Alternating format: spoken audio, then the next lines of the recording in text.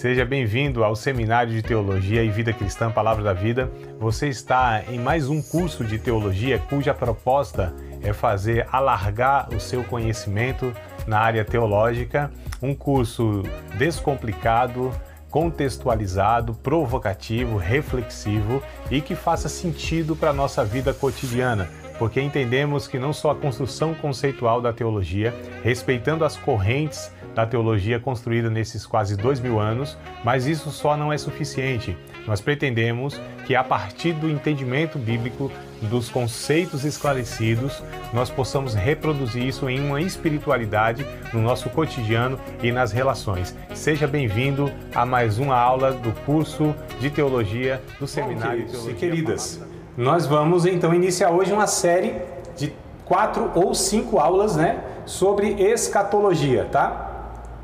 Se vocês quiserem anotar, ir fazendo um esboçozinho, um esqueleto que a gente chama, até para depois, de repente, querendo consultar aí a aula e tudo mais, vocês têm lá, anotação aqui, você tem lá de uma forma mais didática, mais organizada.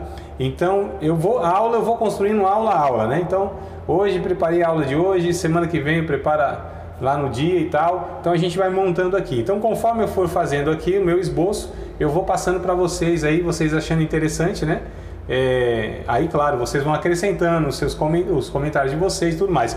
Antes que a gente inicie, aproveitar aqui, deixar gravado também, que é para os demais irmãos que não participam ao vivo, mas participam 100% à distância. Quer dizer, vocês também são à distância, mas eles não participam ao vivo, só com a aula gravada. Esse é um livro, tá? Vocês estão enxergando aí? Deixa eu ver se eu consigo colocar nas duas câmeras aqui, Escatologia. Tá aparecendo para vocês certinho aí, Que aparece aqui invertido, mas acho que para vocês, escatologia, tá? Millard Erickson é o autor, Millard Erickson. Eu vou passar para vocês no grupo. Então só vou falar rapidinho aqui, depois no grupo eu dou mais detalhes. Então, escatologia, a polêmica em torno do milênio. Excelente, um dos melhores teólogos que nós temos no mundo, tá bom? Inclusive vou pegar o outro dele aqui, Essa capa aqui é antiga, tá, irmãos, Mas o título é o mesmo, Introdução à Teologia Sistemática, também, de Millard Erickson, tá? É um teólogo aí fantástico que nós temos, Introdução à Teologia Sistemática. Vou colocar no grupo, mas eu coloco já a capa atualizada. Essa aqui foi mais ou menos o Moisés, tá? Quando ele estudou, a capa é essa aqui, lá do tempo da lei. Então, Mas tem a mais bonitinha aí, mais colorida. E tem essa também, capa é antiga, tá? Eu só tenho livro de capa antiga, meu Deus do céu. Conhecendo as doutrinas da Bíblia, de Meyer Perman. Isso aqui já é muito mais conhecido. Esses 3 livros, especificamente, esses 2 últimos que eu falei, Conhecendo as doutrinas da Bíblia e Teologia Sistemática. Se vocês conseguirem comprar esse livro aí, anotem aí, não dá para comprar nesse mês, compra no outro mês e tal. Eu faço uma pesquisa, mando para vocês lá, o valor mais em conta. É porque vai ter outras matérias, Teologia sistemática, como disse, é um conjunto de matérias, que nós, inclusive, vamos estudar. Então, vocês adquirindo esses livros, não é só para essa matéria, não é só para escatologia. Ela contém a matéria de escatologia, mas tem outras mais. Só o primeiro livro, que é escatologia, aí sim, é específico, escatologia, mas tentem adquirir, tá bom? Qualquer coisa a gente dá uma continuidade lá nas informações no WhatsApp, lá, porque a gente tem um tempo aqui curto e vamos lá aproveitar. Então eu vou falar para vocês nessas 4 ou 5 aulas sobre os seguintes pontos, Escatologia, estudo das últimas coisas. Então acredito que todos já sabem, Algum termo, alguma questão que eu falar aqui, me interrompam se não souberem, tá bom? Porque eu estou partindo de um princípio que todos vocês já têm um certo conhecimento com essa matéria, tá bom? Então é isso que está na minha mente. Mas se assim não for, fique à vontade, não deixe aí passar uma informação que eu vou passando para vocês e de repente não ficou claro, um termo ou alguma questão assim, senão fica difícil às vezes, entender um todo, tá? Então a gente está aqui para isso mesmo. Ao vivo é para isso, para interagir, perguntar, questionar, comentar, discordar também, tá tudo certo. Então vamos lá. Na escatologia, que é o estudo das últimas coisas, eu vou abordar quais pontos aqui com vocês. A primeira aula de hoje, que é a vida futura. Então, a vida futura, tá? O que precede, o final dos tempos, é a outra aula, tá bom? A terceira aula será sobre a ressurreição, como será a ressurreição, né, dos salvos e também dos não salvos. A quarta aula eu vou falar sobre o juízo final, o grande trono branco. E a quinta aula eu vou falar sobre novo céu e nova terra, tá? Então serão essas 5 aulas aí. Vou ver se cada aula eu consigo então estar abordando e apresentando para vocês aí esses pontos, tá? Então hoje nós vamos falar sobre a vida futura, né? Essa realidade que nós chamamos de eternidade, tá certo, amados? Marcos, Evangelho de Marcos, capítulo de número 1, versículo de número 15, nós vamos pegar esse texto como introdutório para que eu possa falar para vocês sobre, então, uma realidade que a Bíblia chama de reino de Deus, tá? Um reino de Deus. Esse reino de Deus, ele é eterno. Esse reino de Deus diz respeito ao governo, né? Não só por direito, mas de fato. Governo de Deus, claro. Não só por direito, mas de fato. Porque Deus, ele é rei por direito de criação. Então ele criou todas as coisas, ele tem o direito de reinar sobre todas as coisas. Porém, ele ainda não é rei de fato.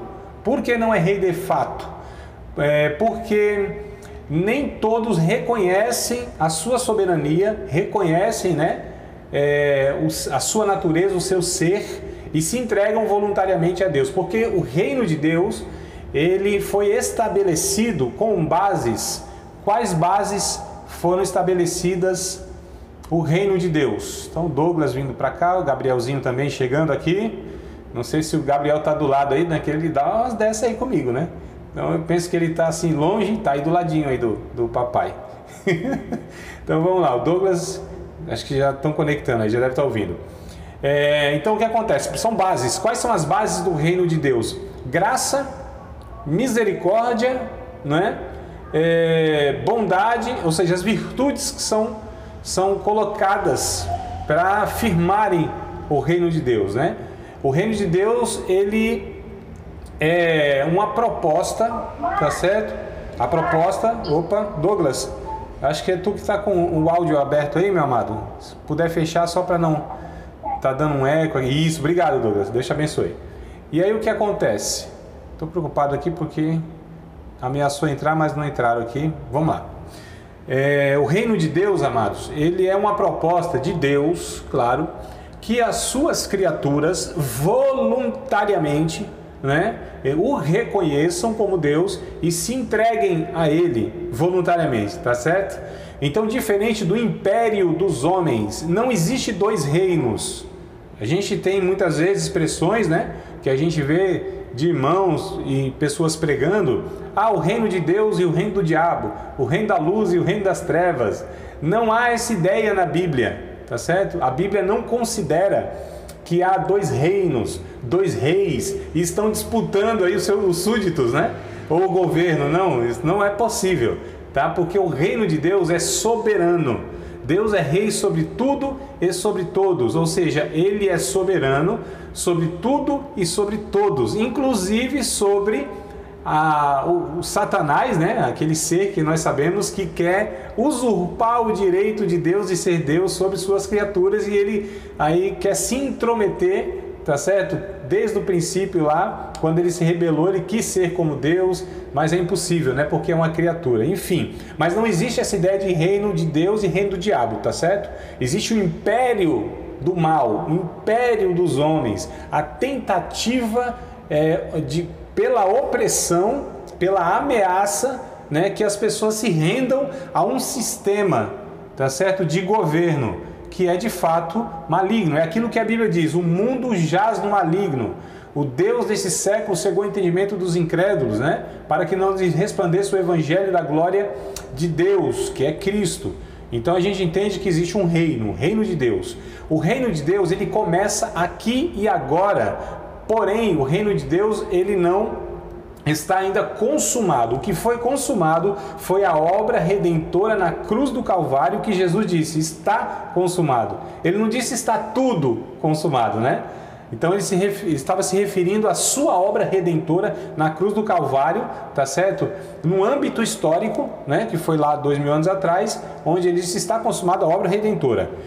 Ali principia, ali começa um reino de Deus executado, baseado no sacrifício de Cristo. Oi, alguém falou alguma coisa? Perguntou? Eu ouvi uma voz aqui, eu não sei se é do céu essa voz ou se é da terra. Debaixo da terra não pode ser, porque aqui nós já oramos para... Senhor a todos. Amém, Valdir. Ô, Vanão, és tu? Shalom Adonai, Vanão. Tá certo? Vamos lá. Então, a vida futura diz respeito à eternidade. Mas o que eu quero pegar com vocês esse texto de Marcos, capítulo 1, versículo de número 15, é o seguinte: quando Jesus, ele disse, aí no início do seu ministério, né, a sua pregação, ele inicia, então, falando aquilo que João Batista já vinha falando, preparando o povo para receber de fato o mensageiro maior, o Cristo, o enviado, o Messias. Então, e Jesus dizendo, né, o tempo está cumprido, o reino de Deus está próximo, arrependei-vos e crede no Evangelho. Então, olha, o reino de Deus está próximo. Eu acho que eu já falei com vocês em outra ocasião, mas por garantia vou falar novamente aqui. O reino de Deus está próximo não quer dizer que cronologicamente ele estava por vir, estava pertinho, né? Daí uma semana, 2 semanas, um mês, um ano ele vem. Não, não é na cronologia. O próximo não é de cronologia, tá certo? É de proximidade, é de acessibilidade. Então o reino de Deus está acessível. O reino de Deus chegou até vocês, né? Tanto é que a gente lê em Lucas capítulo de número 17, verso 20 e 21. Jesus disse: não diga que o reino de Deus está aqui ou está acolá, porque o reino de Deus não vem com aparência exterior, mas o reino de Deus está dentro ou entre, né, vocês. Aí dá a margem para as duas versões. Ou dentro de vocês, que é en humon, no original lá, no grego, en humon, pode ser dentro de vocês ou entre vocês, tá bom? Então o reino de Deus está dentro de vocês. Não há uma aparência exterior. Ele não está aqui, não está acolá. O reino de Deus, ele é sinalizado, no caso, pela igreja. A igreja não é o reino de Deus. Tá certo, irmão? A igreja, eu digo, igreja é corpo místico de Cristo. Não estou falando de instituição. Existe instituição, existe igreja e existe reino de Deus. São 3 esferas diferentes. Olha a mãozinha aqui, vamos ver se tem 3 mãos, não aparece 3 de um. Então, eu só tenho 2 mãos, né? Então, instituição religiosa, um mal necessário para viabilizar socialmente, historicamente, a igreja de Cristo, que por sua vez não existe para si mesma, mas para servir o reino de Deus, que é maior do que ela. Deu para entender mais ou menos essa dinâmica aqui? Foi muito rápida a explicação. Tranquilo, amados? Tranquilo? Posso seguir? Então vamos lá. Então o reino de Deus, Jesus disse, está próximo, né? Ele agora está acessível, tá? O capítulo 3 de João, o Evangelho de João, e a gente vai pegar bastante versículos aqui dos escritos de João, né? Não só o Evangelho, mas as cartas também. Então o Evangelho de João, capítulo de número 3, versículo de número 36, João 3 e 36, diz assim: aquele que crê no Filho tem a vida eterna, mas aquele que não crê no Filho não verá a vida, mas a ira de Deus sobre ele permanece. Então quem tem o Filho, né? Quem crê no Filho, melhor dizendo, quem crê no Filho tem a vida eterna. Já tem, é presente. Ele está falando então de um presente, um tempo presente. 1 João, primeira carta de João, capítulo de número 5, versículos de número 11, 12 e 13. Então vamos lá para o finalzinho da Bíblia, né? Um pouquinho antes de Apocalipse. Der uma ré, vai lá em Judas e João. Primeira carta de João, capítulo 5, versículos de número 11, 12 e 13. E ele vai dizer assim: o testemunho é este, que Deus nos deu a vida eterna. Olha, Ele nos deu a vida eterna, né? Não está no futuro, que Ele nos dará a vida eterna. Ele nos deu a vida eterna, né? E esta vida está em seu Filho. Então, a vida eterna reside em Jesus. Jesus é a fonte, Jesus é o originador, Jesus é o doador, Jesus é o mantenedor, é o garantidor da vida eterna. Ele disse: eu sou o caminho, a verdade e a vida. Essa vida que ele se refere em João 14,6 não é a vida biológica, embora também Jesus, como Criador, é doador da vida biológica. Mas lá em João 14,6, né, no original, na língua original, que sai da boca de Jesus, a palavra é zoe. Então eu sou a vida, zoe, não é bios. Bios refere-se à vida, mas à vida biológica, né? A vida do corpo animal, dos animais e dos seres humanos, enfim, a vida biológica é a bios. Lá a palavra é zoe. Então Jesus estava dizendo: eu sou o doador da vida espiritual, da vida eterna. Só Ele pode ser aquele que dá, que gera, né, a vida eterna. Então está no seu Filho. Ele é o único capaz de doar a vida eterna, de gerar a vida eterna, porque Ele também foi o único e é o único Criador que cria dentro dos homens. Isso de Zacarias capítulo 14, verso 1, se não me falha a memória, tá? Se não for o verso 1, é verso 2, mas Zacarias capítulo 14, lá está escrito que Deus, né, nós estamos considerando que Jesus é Deus, Criador, portanto, Ele é aquele que cria, que forma o espírito do homem dentro do homem. É o que está escrito lá. Verso 12 aqui de 1 João, tá? Voltando. Quem tem o Filho tem a vida. Quem não tem o Filho de Deus não tem a vida. Estas coisas vos escrevi para que saibais que tendes a vida eterna e para que creais no nome do Filho de Deus. Olha só, vocês têm a vida eterna, tá certo? A vida está no Filho. Nós estamos no Filho, né? Então a gente entende aqui que nós já temos a vida eterna, já é uma realidade para nós. Porém, na mesma carta aqui de João, capítulo 3, ó, só voltar aí umas 2 páginas, capítulo 3, versículo 1 e versículo de número 2. Então João, capítulo 3, verso 1 e 2. Olha só o que está escrito: vede quão grande caridade nos tem concedido o Pai, que fôssemos chamados filhos de Deus. Por isso, o mundo não nos conhece, porque não conhece a Ele. Amados, agora somos filhos de Deus e ainda não é manifesto o que havemos de ser. Veja bem, amados, agora somos filhos de Deus e ainda não é manifesto o que havemos de ser. Mas sabemos que quando Ele se manifestar, seremos semelhantes a Ele, porque assim como Ele é, o veremos. Aí na teologia a gente diz que o reino de Deus é o agora já e o ainda não, né? É pego desse versículo, o agora já e ainda não. Amados, agora já somos filhos de Deus, mas ainda não é manifesto o que havemos de ser. Então a gente tem aí essa frasezinha de efeito, né? O agora já e o ainda não. Agora já é iniciado o reino de Deus e a vida futura e a salvação executada e garantida aqui e agora, mas ainda isso não foi consumado na plenitude.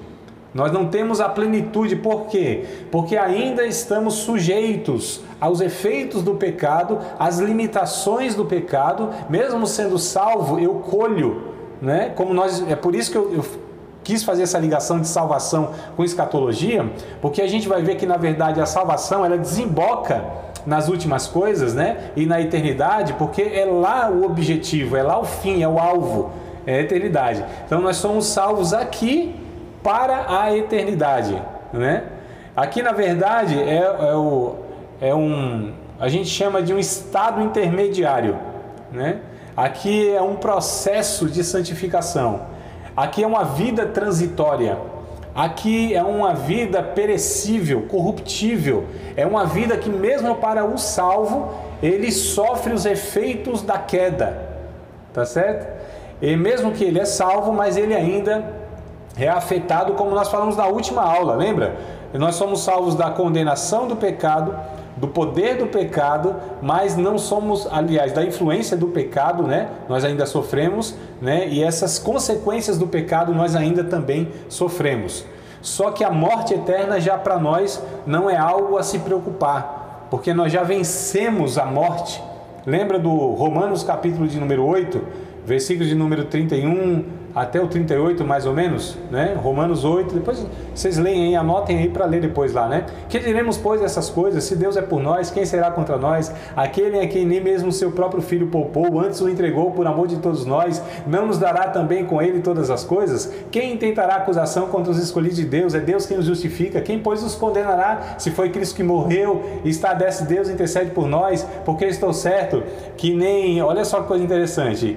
A fome, o perigo, a espada poderá nos separar do amor de Deus. Nós somos entregues todos os dias como ovelha, né, para o matadouro, mas em todas essas coisas somos mais do que vencedores por aquele que nos amou, porque estou certo que nem a morte, nem a vida, nem a altura, nem a profundidade, nem os anjos, nem os principados, nem o presente, nem o porvir, nem nenhuma outra criatura poderá nos separar do amor de Deus que está em Cristo Jesus, o nosso Senhor. Depois dessa narrativa, deixa eu molhar as palavras aqui, né? Senão fica igual língua de papagaio, seca. Então, amados, a gente percebe que nós temos essa garantia da vida futura aqui, porém ela ainda é uma realidade do porvir, tá certo? Nós temos aqui, vamos colocar para ficar um pouco assim didático, né? Mais didático, prato de entrada. Vocês sabem o que é um prato de entrada, né? Prato de entrada, na verdade, é só para dar uma estimulada, né? Como diz assim, as pessoas bem refinadas, nas lombrigas, né? Olha os termos que o professor usa, né, irmão? Esse professor meio... meu pai amado. O prato de entrada é só o princípio, porque virá o prato principal, né? Nós temos aqui, lógico, é uma comparação que não tem nada a ver, assim, digo, na importância e tudo mais. Nós estamos falando de coisas sublimes, né, irmão? Então deixa eu ver se eu consigo algo mais, assim, adequado teoricamente. Nós temos o penhor, aí ficou bíblico, hein? Agora sim, o penhor da herança, né? Uma garantia, e aí eu estou falando de 2 aos Coríntios capítulo 1, versículos de número 20, 21 e 22, Efésios capítulo 1, versos de número 14, se não me falha a memória, tá? Que vai falar do penhor da nossa herança. O que é o penhor? É uma garantia, né? Casa de penhora, você deixa lá, por exemplo, um relógio, né? Um Rolex, igual esse aqui, ó, Rolex, que se duvidar ele sai rolando aqui e quebra o pino. Então, você deixa lá porque você está dando a garantia que você vai voltar lá para resgatar, né? Então, é isso que o texto bíblico diz do penhor. Nós temos então já o penhor da herança, que é o próprio Espírito Santo, a presença. Irmãos, o que é vida eterna? Qual é Vou usar outra linguagem aqui que não é tão... aí, tá vendo? Eu falei... E o Gabriel dá dessas comigo? Eu penso que ele está em outro continente, está aí do ladinho. Mas vamos lá. Apesar que daqui a pouco não faz nem diferença, né? Virar para um lado para o outro é o Pai e o Filho, está o Espírito Santo no meio aí. Então vamos lá. Eu perco, eu vou falar besteira, né? Calma aí que eu me concentro de novo. Você estava falando do que, amados? Vocês lembram? O ponto que eu parei? Só para ver se vocês de fato estavam atentos aí à minha narrativa aqui. Alguém quer? O que é a salvação? A salvação? A vida eterna. A vida eterna, a salvação. Vida eterna, salvação. É isso que eu estava discorrendo, né? Do penhor. Do penhor. Esse é o ponto que eu parei, olha aí, ó. 2 pontos a mais na nota final, pode ter certeza. Tô brincando, vamos lá. Então o penhor, né? É isso que nós já temos aqui. Porque o que é a vida eterna, né? O penhor e o que é a vida eterna, vocês todos estavam certos.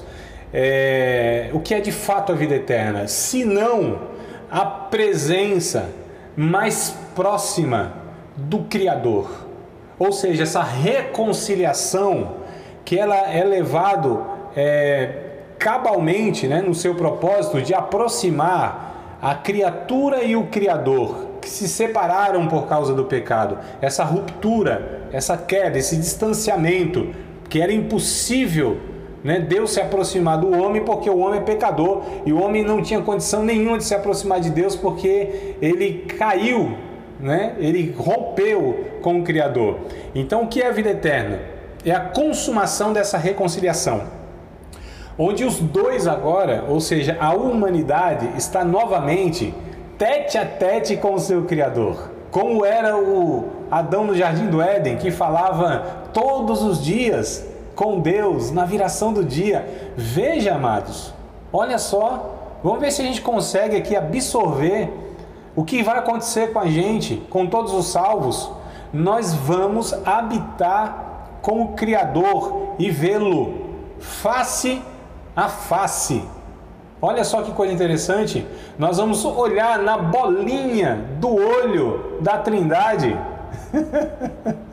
Nós vamos ser abraçados pela Trindade. Nós vamos conhecer, tá certo? O nosso Salvador, o nosso Criador, o nosso Redentor, o nosso Pai. Essa sensação de orfandade que a gente tem, né? Esse vazio, não existirá mais. O Evangelho veio, claro, para estar preenchendo isso, mas nós sabemos, não é por causa do Evangelho, mas é por causa das circunstâncias existenciais e de nós mesmos, que ainda há espaços na nossa alma de angústias.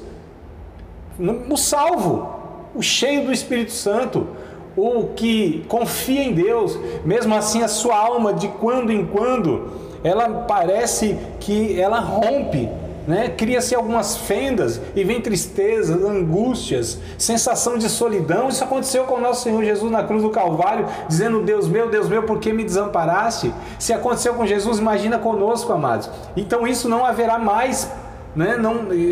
Eu estou adiantando um pouco aqui, mas a gente vai ver ainda nessa aula, se Deus quiser, essa realidade, o que vai acontecer. Então, o que é vida futura? O que é vida eterna? Como eu disse em outra ocasião, não é uma vida sem fim, não é uma existência sem fim, porque a existência sem fim também, na eternidade com Deus, terá. O inferno, né, o lago de fogo, também será um chiclete esticado na máxima potência.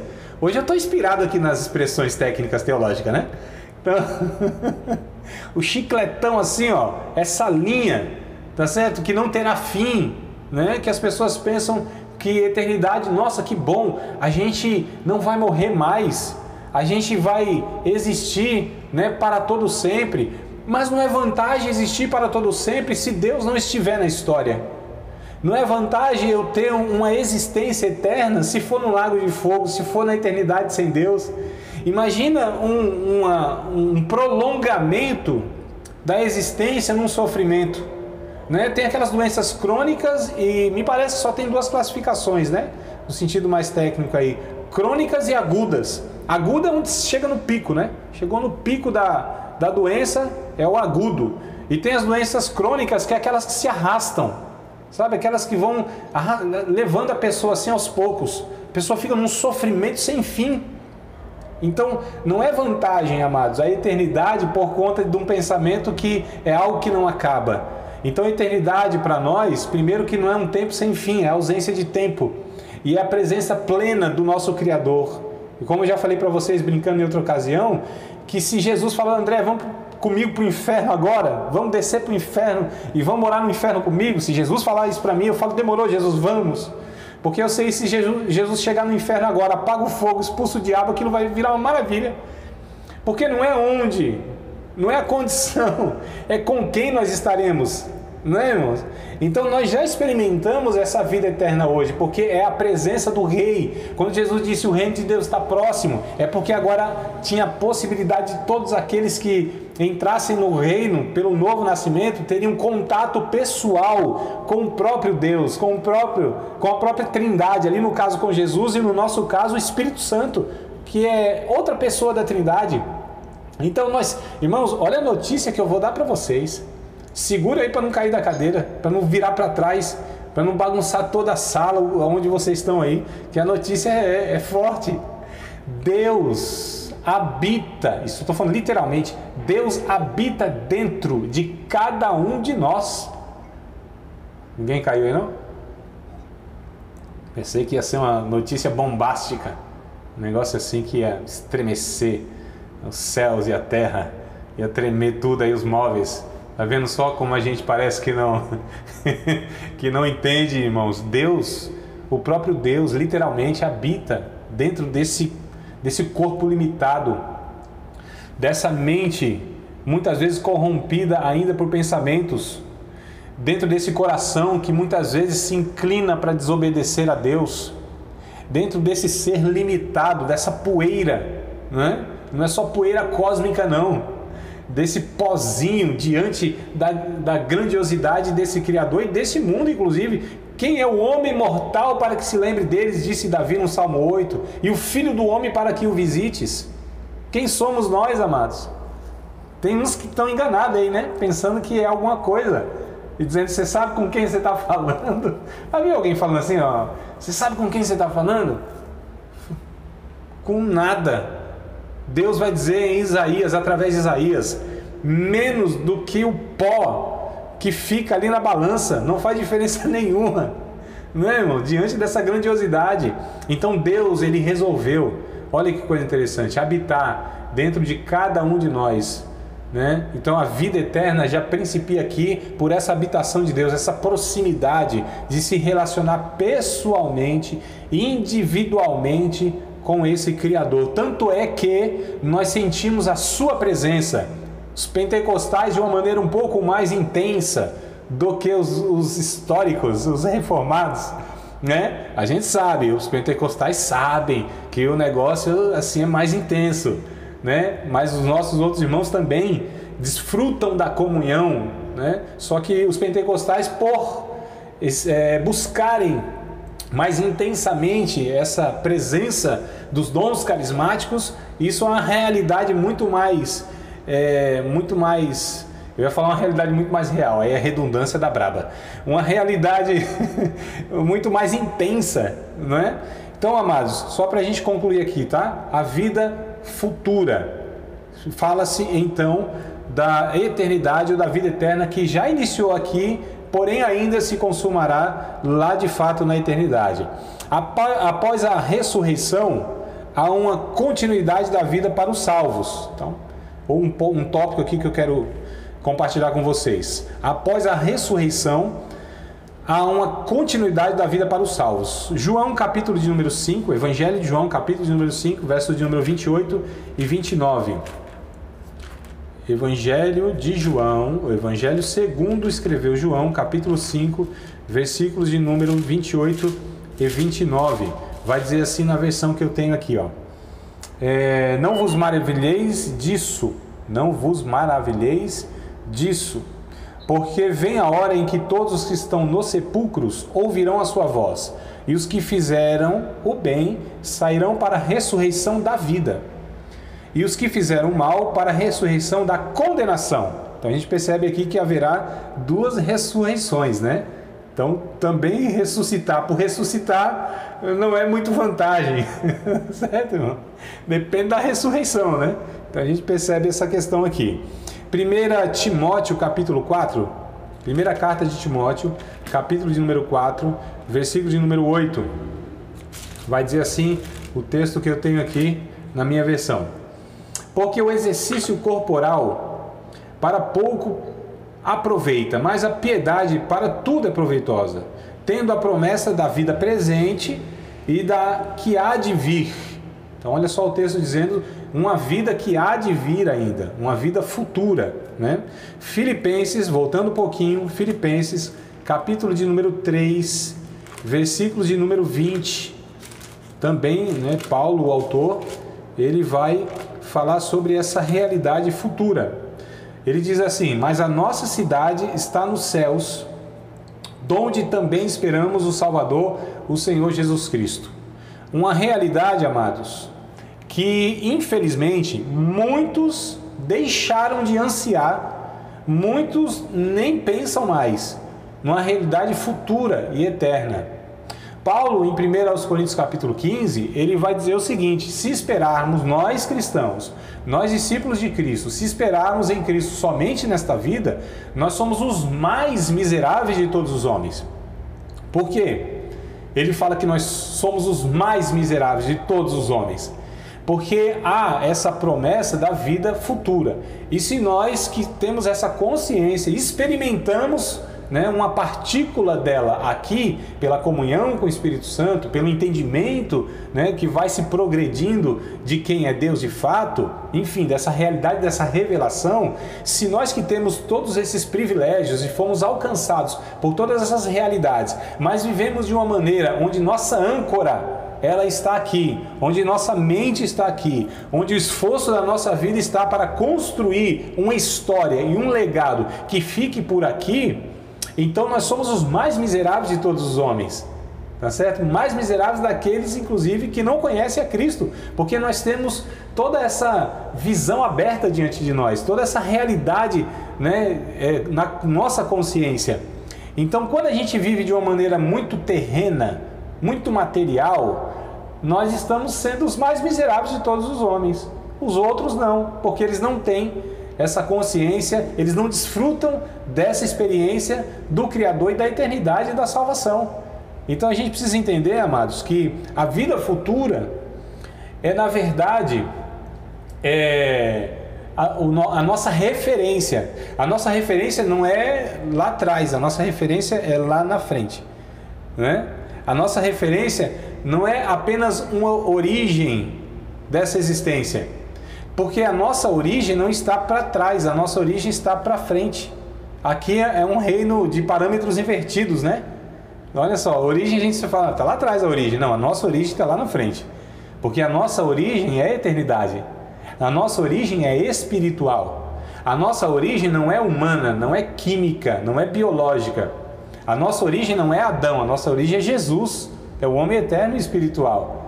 A nossa origem é a eternidade, porque é de lá, né, ou é para lá que se consumará a criação ou a recriação de Deus em nós, em Cristo Jesus, como nós falamos em 2 aos Coríntios capítulo 5, verso 17, que estão em Cristo é nova criação.